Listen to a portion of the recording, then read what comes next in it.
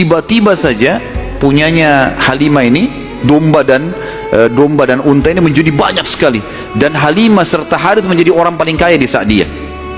Sampai akhirnya Halimah tidak butuh lagi untuk mengambil anak-anak yang disusui. Berkah luar biasa. Sampai terkenal di suku Sa'diyah pada saat itu, mereka berkata, dimanapun Halimah dan Harith gembalakan dombanya atau untanya, ikutkan, karena pasti gemuk. Dan memang betul, kalau ikut digabungkan berdekatan dengan gembalanya mereka, jadi hebat, jadi bagus, jadi subur, jadi begitu luar biasa berkahnya. Halimah berkata, didongkel dalam buku-buku sejarah tentunya, Muhammad telah tumbuh tidak alami, bukan seperti anak-anak sebayahnya. Pada saat dia umur 2 tahun, perilakunya dan pemahamannya sudah seperti anak 6 tahun.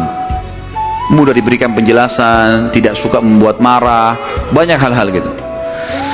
Saat tiba masa pengembalian, sudah umur 2 tahun, Halimah dan Harith pergi membawa Nabi SAW ke Mekah untuk dikembalikan pada Aminah, tapi mereka memohon-mohon, tolonglah hai Aminah, biarkanlah tinggal bersama kami, anak ini kami akan jaga, lihat sehat Muhammad, gak ada masalah, karena mereka lihat berkahnya, dan kami tidak butuh bayaran, gak usah bayar. Muhammad ini waktu datang luar biasa, kejadiannya begini segala macam. Baiklah, kata Aminah, silahkan dibawa. Tentu Aminah ini bolak-balik ya, melihat anaknya, balik lagi, tapi tinggal di sana. Sampai akhirnya Nabi SAW tinggal di suku Sa'diyah sampai umur 6 tahun. Sampai umur 6 tahun. Nah, di umur 6 tahun ini teman-teman ada kejadian.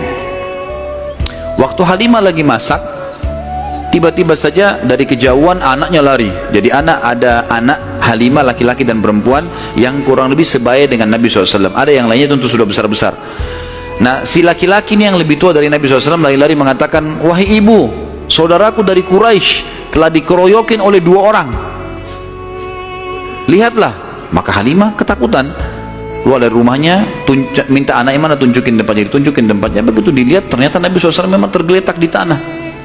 Lalu Halimah nanya, hai Muhammad, apa yang terjadi dengan kau?